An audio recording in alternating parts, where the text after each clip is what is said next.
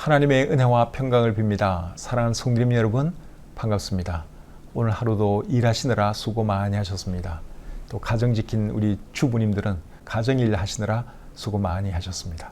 또 우리 공부하는 학생들은 학교에서 공부하느라 수고 많이 했습니다. 그래도 이렇게 밤에 편안한 마음으로 우리 하나님을 예배할 수 있으니 얼마나 감사한 일입니까? 요즘 날씨가 많이 더워졌습니다. 이번에는 여름이 더 빨리 올 것 같습니다. 그리고 예년보다 더 더운 여름이 될 거라고 하는데 살다 보면 뭐 추운 날도 있고 더운 날도 있고 그랬죠. 그러나 어쨌든 요즘은 그래도 밤에 잠자기 좋아서 참 좋은 것 같습니다. 이 시간 우리 찬송 부르면서 온라인 가정 예배 시작하도록 하겠습니다.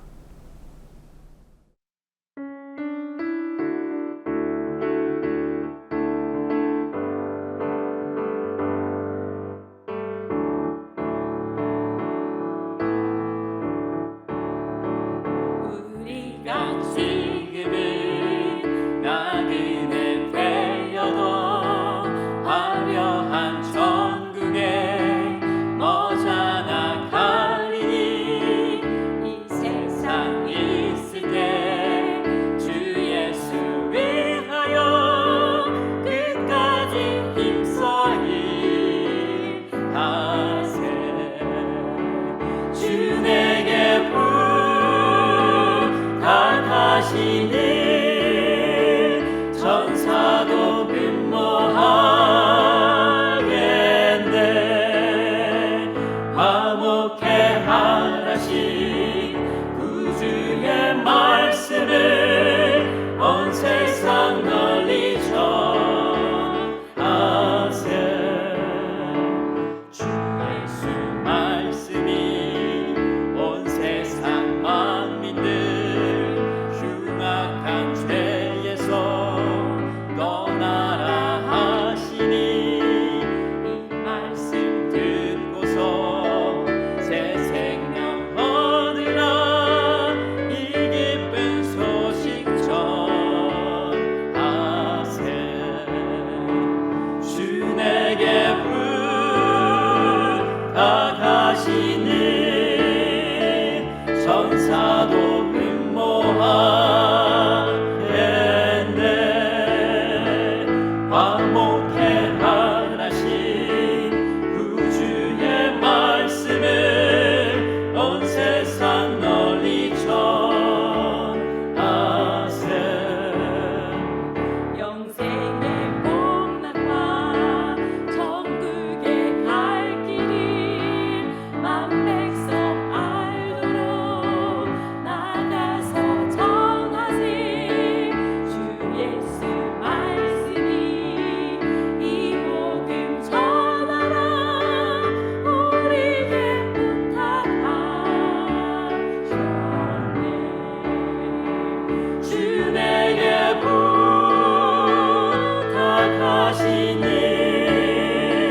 천사도 근모하겠네.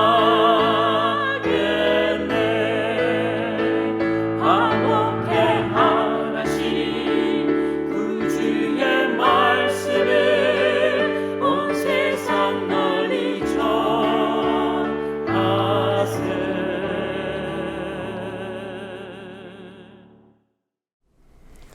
기도하겠습니다. 하나님 아버지, 오늘도 하나님 은혜 가운데 하루 생활 잘 마치게 해주신 것 감사합니다. 이 밤에 저희들 또 온라인 상에서 이렇게 만나서 하나님을 예배하며 또 성도의 교제를 나눌 수 있으니 얼마나 감사한지요. 우리가 하나님을 예배하는 이 시간이 참 귀하고 하나님 보시기에도 참 아름다운 시간인 줄 믿습니다. 온 마음을 다해서 우리 하나님을 예배하시도록 도와주시옵소서. 또 이 예배를 통해서 하나님 영광 거두어 주시고 우리에게도 큰 기쁨과 또 지혜를 깨닫는 그런 시간 되게 해 주시옵소서. 마칠 때까지 하나님께서 함께 해 주시기를 원하오며 예수님의 이름으로 기도드립니다. 아멘. 찬송 한 곡 더 부르겠습니다.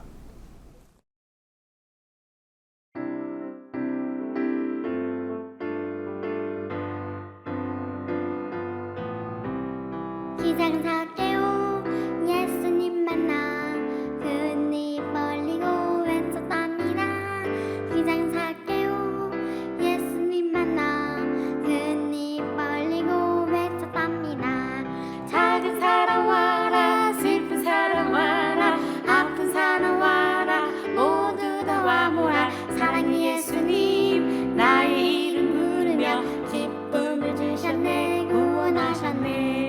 키 작은 삭개오 예수님 만나 끈입 벌리고 외쳤답니다. 키 작은 삭개오 예수님 만나 끈입 벌리고 외쳤답니다. 작은 사람 와라 슬픈 사람 와라 아픈 사람 와라 모두 다 와보라. 사랑의 예수님 나의 이름 부르며 기쁨을 주셨네 구원하셨네. 키 작은 삭개오 예수님 만나 큰 입 벌리고 외쳤답니다. 키 작은 삭개오 예수님 만나 큰 입 벌리고 외쳤답니다. 작은 사람 와라 슬픈 사람 와라 아픈 사람 와라 모두 다 와보라. 사랑의 예수님 나의 이름 부르며 기쁨을 주셨네 구원하셨네. 작은 사람 와라 슬픈 사람 와라 아픈 사람 와라 모두 다 와보라. 사랑의 예수님 나의 이름 부르며 기쁨을 주셨네 구원하셨네. 기쁨을 주셨네 구원하셨네.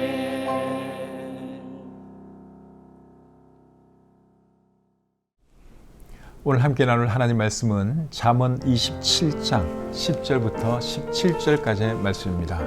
성경이 있는 분들은 성경을 직접 보시고 성경이 준비 안 된 분들은 자막을 잘 보면서 눈으로 따라 읽으시기를 바랍니다. 잠언 27장 10절부터 17절까지 말씀 제가 읽겠습니다. 내 친구와 내 아비의 친구를 버리지 말며 내 환난 날에 형제의 집에 들어가지 말지어다. 가까운 이웃이 먼 형제보다 나으니라. 내 아들아 지혜를 얻고 내 마음을 기쁘게 하라. 그리하면 나를 비방하는 자에게 내가 대답할 수 있으리라. 슬기로운 자는 재앙을 보면 숨어 피하여도 어리석은 자들은 나가다가 해를 받느니라.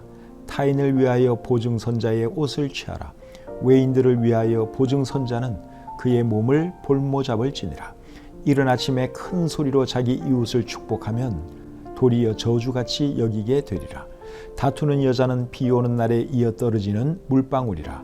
그를 제어하기가 바람을 제하는 것 같고 오른손으로 기름을 움키는 것 같으니라. 철이 철을 날카롭게 하는 것 같이 사람이 그의 친구의 얼굴을 빛나게 하느니라. 아멘. 잠언 27장 10절부터 17절까지 말씀을 읽어드렸는데 이 본문에 어떤 말씀들이 기록되어 있는지 하나씩 살펴보도록 하겠습니다. 10절 말씀 제가 다시 읽겠습니다. 내 친구와 내 아비의 친구를 버리지 말며 내 환난 날에 형제의 집에 들어가지 말지어다. 가까운 이웃이 먼 형제보다 나으니라. 10절 말씀해 보시면 두 가지 교훈을 주고 있습니다. 첫 번째 교훈은 뭡니까? 내 친구와 내 아버지의 친구를 버리지 말라 하는 것이죠. 사람이 친구를 버린다든가 또 아버지의 친구를 버리는 것은 나쁜 일입니다. 그런 일을 하면 안 되죠. 너무나 당연한 말씀인데 이 당연한 말씀이 성경에 있는 이유가 뭘까요? 친구를 버리는 사람도 많고 아버지의 친구를 버리는 사람도 많기 때문에 하나님께서 이 말씀을 성경에 기록해 두었다고 믿습니다. 친구를 버리는 사람 또는 아버지의 친구를 버리는 사람은 참 의리 없는 사람입니다. 사람이 의리가 있어야 합니다. 의리가 없으면 안 되죠. 의리 면에 있어서 우리에게 좋은 본을 보여준 사람이 저는 다윗이라고 생각이 듭니다. 다윗과 사울 왕의 아들 요나단은 절친한 친구 사이였습니다. 그런데 요나단이 왕이 되지 못하고 다윗이 사울 왕 다음 왕이 되지요. 다윗이 왕이 되고 난 뒤에 요나단의 아들을 챙기는 것을 우리가 볼 수 있습니다. 혹시 사울 왕의 자손이 살아있지 않은가 다윗이 알아보게 만듭니다. 그리고 요나단의 아들 므비보셋이라고 하는 사람이 살아있는 것을 알게 되죠. 근데 이 므비보셋은 다리가 불편한 사람입니다. 그런데 다윗이 결국 그 므비보셋을 오게 만들어서 자기 아들처럼 대우를 해줍니다. 다윗의 밥상에서 같이 밥을 먹도록 하고 정말 왕자처럼 대우를 잘해줍니다. 그렇게 하니까 이 므비보셋이 다윗에게 뭐라고 말을 하는가 하면 사무엘하 9장 8절에 보시면 이렇게 말을 합니다. 그가 절하여 이르되 이 종이 무엇이기에 왕께서 죽은 개 같은 나를 보시나이까. 그러니까 너무나 감격한 거예요. 옛날에는 새로운 사람이 왕이 되면 그 전에 왕족들은 다 죽이잖아요. 어떤 위협 요소를 제거하기 위해서 다 죽이는데 다윗은 그러지 않았습니다. 자기 친구 요나단의 아들 무비보셋을 보살펴 주었습니다. 그러니까 의리 있는 사람인 것이죠. 그래서 이런 사람이 되어야 하는 것이죠. 두 번째로 10절이 우리에게 주는 교훈은 내 환난 날에 형제의 집에 들어가지 말라 하는 것입니다. 여기서 말하는 형제는 친형제를 말하는 것일 수도 있고 친척을 말하는 것일 수도 있습니다. 사람이 살다 보면 어려운 일을 만날 때가 있죠. 어려운 일을 만나면 누가 생각납니까? 도움을 줄 만한 그런 사람들이 생각이 나죠. 형제가 생각날 수도 있고 또 가까운 친척이 생각날 수도 있습니다. 잠언 17장 17절에 보면 형제는 위급한 때를 위하여 났다 하는 말씀도 있습니다. 그래서 사람이 위급한 일을 만나면 사실 제일 먼저 생각나는 사람은 형제입니다. 나를 도와줄 수 있는 사람은 이제 형제라고 생각하죠. 그런데 10절 말씀은 우리에게 뭐라 그러는가 하면 내 환난 날에 형제의 집에 들어가지 말라 그렇게 말씀을 하고 있습니다. 그 이유가 뭐겠어요? 형제나 친척이라도 가깝게 지내지 않았으면 별로 도움이 안 되기 때문에 그렇습니다. 한참 서로 안 보고 지내다가 급한 일이 생겼다고 해서 갑자기 도움을 청하면 형제나 친척도 이상하게 생각할 것 아닙니까? 지금까지는 소식도 없이 지내다가 갑자기 나타나서 왜 나한테 도와달라 그럴까? 이상하게 생각할 수 있는 것이죠. 그럴 때는 여러분 누구를 찾아가야 되겠습니까? 차라리 가까운 이웃 찾아가는 게 훨씬 낫지요. 우리 속담에도 먼 사촌보다 누가 더 낫다고요? 가까운 이웃이 낫다 하는 그런 속담이 있죠. 그래서 도움은 필요하고 형제나 친척은 별 도움이 안 된다면 누구를 찾아가야 되느냐? 이웃을 찾아가야 하는 것이죠. 10절 말씀이 바로 그 말씀을 하고 있는 것입니다. 10절 하반절을 제가 다시 한번 읽어보겠습니다. 내 환난 날에 형제 집에 들어가지 말지어다. 가까운 이웃이 먼 형제보다 나으니라. 그러니까 떨어져서 멀리 지내는 형제나 친척 찾아가기보다는 가깝게 지내는 이웃이 차라리 낫다. 그 이웃이 도움을 줄 수 있다. 그러한 말씀입니다. 사랑하는 성도님 여러분, 여러분에게는 급할 때 도움을 줄 수 있는 이웃이 있습니까? 이웃이 있어야 되는 거예요. 물론 형제나 친척도 가까이 지내면 좋지만 또 가까운 이웃도 우리가 두고 살아가면 참 좋습니다. 예수님 믿으면 좋은 것이 많이 있지만 그 중에 하나가 가까운 이웃이 많다는 것입니다. 교회 오면 늘 만나는 우리 형제 자매들, 가까운 이웃이잖아요. 어려울 때 서로 기도도 해줄 수 있고 또 서로 도와줄 수도 있고 얼마나 좋은지 모릅니다. 그래서 10절 말씀이 우리에게 주는 교훈은 두 가지예요. 친구나 아버지의 친구를 버리지 말라. 즉 의리 없는 사람이 되지 말라 하는 것이 첫 번째 교훈이고, 두 번째는 환난 날에 형제의 집에 들어가지 말라. 잘 연락도 안 하고 지내는 형제나 가까운 친척에게 연락하는 것보다는 차라리 가까운 이웃 찾아가는 것이 낫다. 그것이 10절이 우리에게 주는 교훈입니다. 11절 말씀 보겠습니다. 내 아들아 지혜를 얻고 내 마음을 기쁘게 하라. 그리하면 나를 비방하는 자에게 내가 대답할 수 있으리라. 11절 말씀을 공동번역 성경은 이렇게 번역하고 있습니다. 아들아 부디 지혜를 깨쳐 내 마음을 기쁘게 해다오. 그래야 나를 비웃는 자에게 할 말이 있다. 여러분, 이 말씀이 우리에게 주는 교훈이 뭘까요? 자식은 부모에게 기쁨을 주고 부모에게 힘이 되어야 한다 하는 것이죠. 사람은 자식이 어떻게 되느냐에 따라서 길을 펴고 살 수도 있고 또 기죽어 살 수도 있습니다. 예를 들어서 자식이 똑똑하고 잘 되면 부모가 얼마나 기쁘겠습니까? 그런데 자식이 잘 풀리질 않아요. 그리고 속이나 썩인다면 부모로서는 참 괴로운 일이죠. 그래서 11절 말씀이 하는 말이 뭔가 하면 공동번역으로 제가 다시 한번 읽겠습니다. 아들아 부디 지혜를 깨쳐 내 마음을 기쁘게 해다오. 그래야 나를 비웃는 자에게 할 말이 있다. 사람이 어렸을 때는 부모가 어떤 사람인지 그게 참 중요합니다. 자기 아버지가 대단한 사람 같으면 이제 아이들이 얼마나 목에 힘을 줍니까? 커서는 자기 자신이 어떤 사람이 되어 있느냐, 그게 중요하죠. 세상적으로 좀 잘 나가면 누굴 만나도 당당하고 자신감이 있고 그렇죠. 그리고 나중에 늙어서는 뭐가 중요한가 하면 자기 자식이 잘 되었는지 못 되었는지 이게 굉장히 중요해집니다. 그래서 젊었을 때 아무리 잘 나간 사람이라 할지라도 늙어서 자기 자식이 잘 안 풀리고 자식 때문에 근심이 많으면 젊었을 때 잘 나가던 것들이 큰 의미가 없습니다. 그래서 사람은 하여튼간에 늙었을 때 자식이 잘 되면 참 좋다 하는 것이죠. 그래서 우리 자녀 되신 분들은 여러분들 부모에게 기쁨이 되고 힘이 되어 주시는 그런 자녀가 되기 위해서 노력하시길 바랍니다. 여러분들이 부모님이 여러분으로 인해서 참 자랑스럽게 생각하고 어깨에 힘 줄 수 있다면 여러분 얼마나 좋겠어요. 그런 아들이 되고 딸이 되기 위해서 더 노력 많이 할 수 있기를 바랍니다. 부모님이 돌아가셔서 부모님이 안 계신 분들은 우리 하나님 아버지께 기쁨이 되는 자녀 되기 위해서 노력했으면 좋겠습니다. 스바냐 3장 17절에 이런 말씀이 있죠.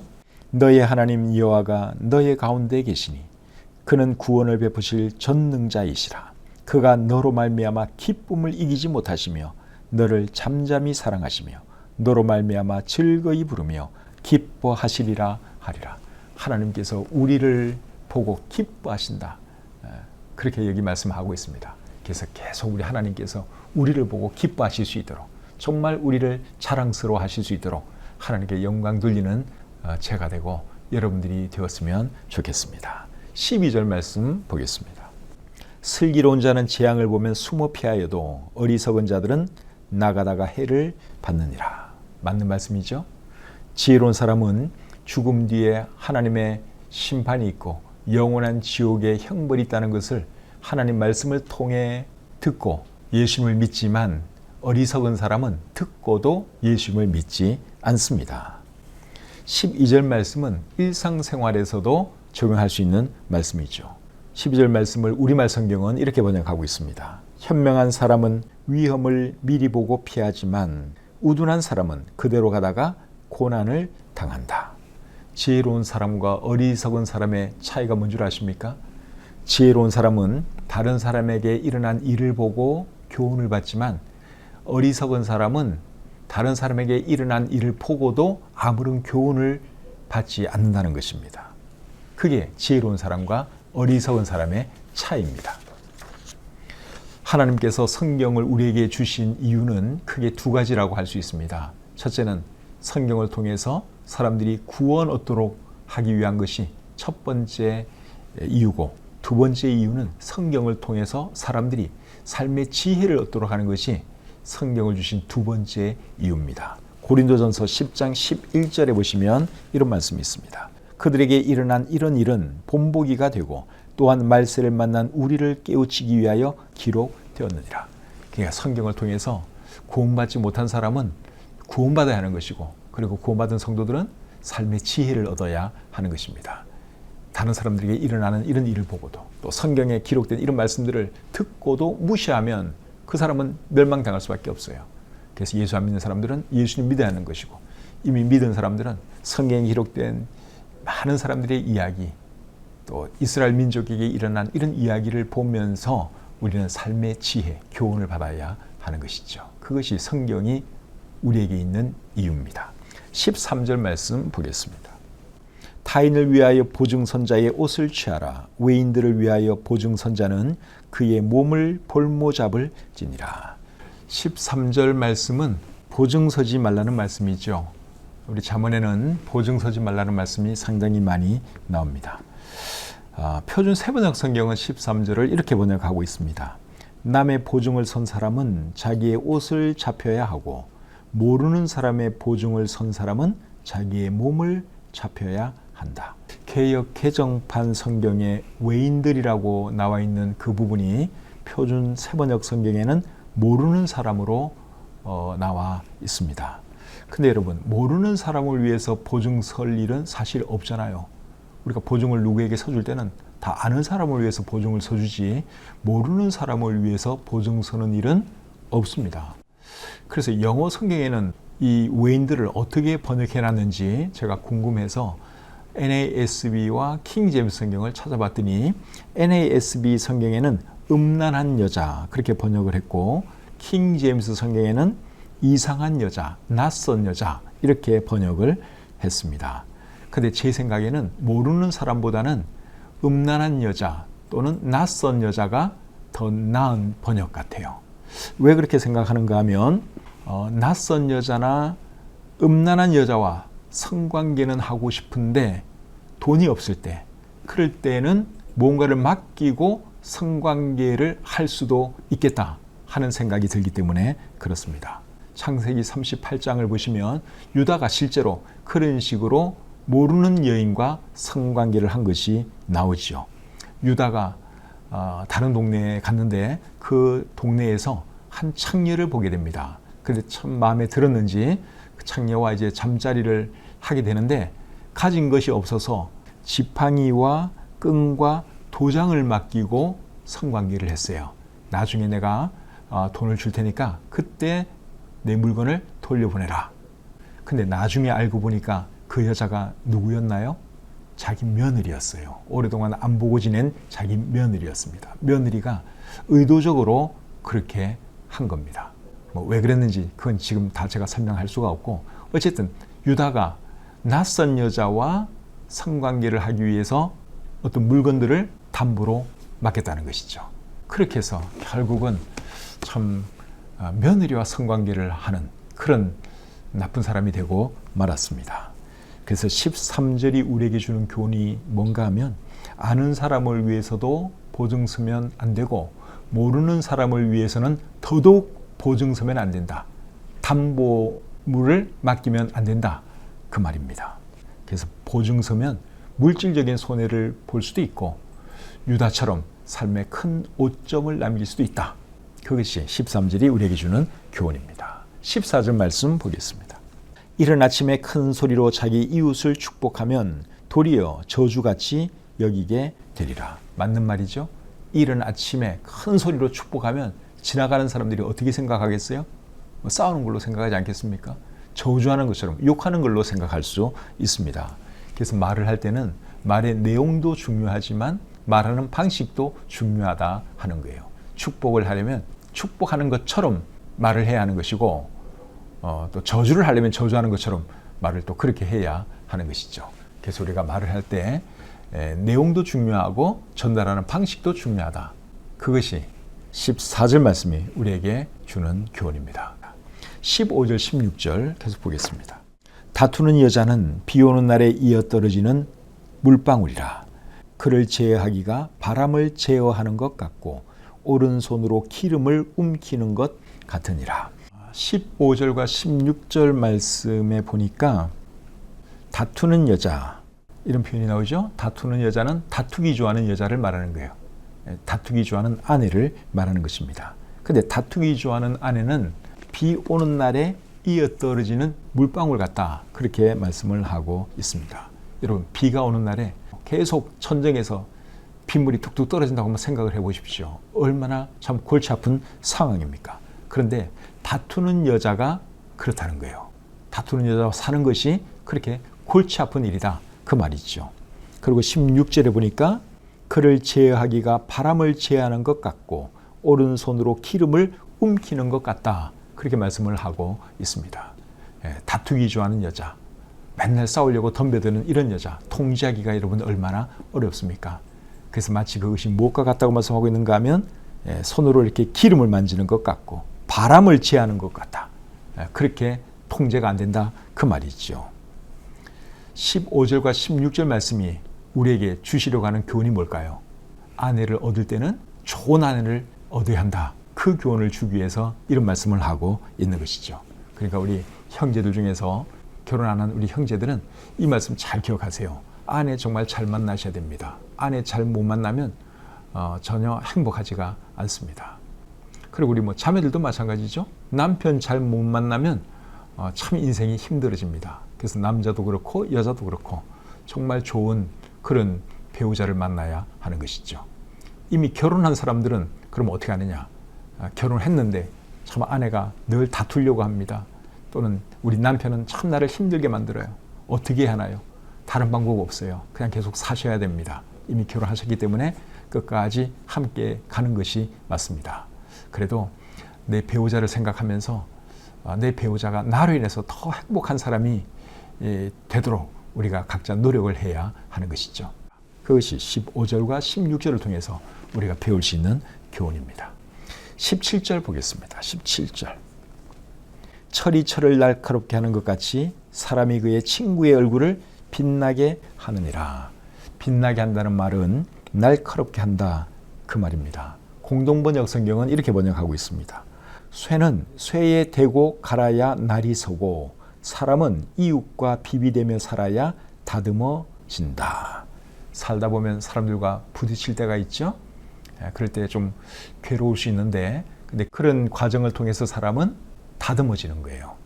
그러니까 사람들과 좀 불편한 그런 관계라 할지라도 너무 부정적으로 생각하지 마시고, 이런 과정을 통해서 내가 빚어진다, 내가 다듬어진다, 그렇게 생각하시면 됩니다.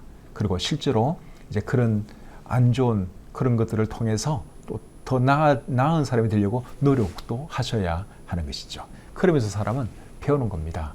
다른 사람하고 부딪혀가면서 또 트러블도 해가면서, 그러면서 배우는 것이죠. 아, 이렇게 하니까 이런 트러블이 생기는 거구나. 다음에는 그러지 말아야지. 이렇게 또 배우는 것이고, 그러면서 또 다듬어지고 더 성숙한 사람이 되어가는 것입니다. 그러니까 사람들하고 좀 불편한 관계 있다 할지라도 너무 낙심할 필요는 없어요. 그런 것을 통해서 우리가 배우기 때문에 그렇습니다. 오늘 함께 나눈 이 말씀 다시 한번 잘 생각하시고 꼭 마음에 새기고 살아가심으로 정말 지혜로운 그런 저와 여러분들의 삶이 되었으면 좋겠습니다. 찬송 부르겠습니다.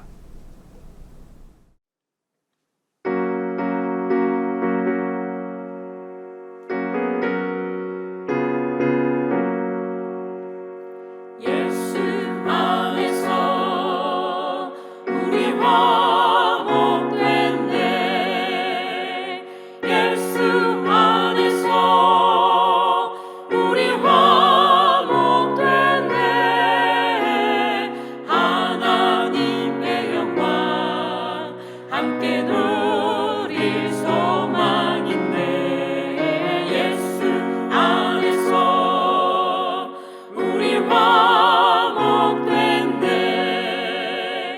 예수 안에서 우리 기뻐하네. 예수 안에서 우리 기뻐하네. 하나님의 영광 함께 누릴 소망 있네. 예수 안에서 우리 기뻐하네. 예수 안에서 우리 사랑하네. 예수 안에서 우리 사랑하네. 하나님의 영광 함께 누릴 소망 있네. 예수 안에서 우리 사랑하네. 하나님의 영광 함께 누릴 소망 있네. 예수 안에서 우리 사랑하네.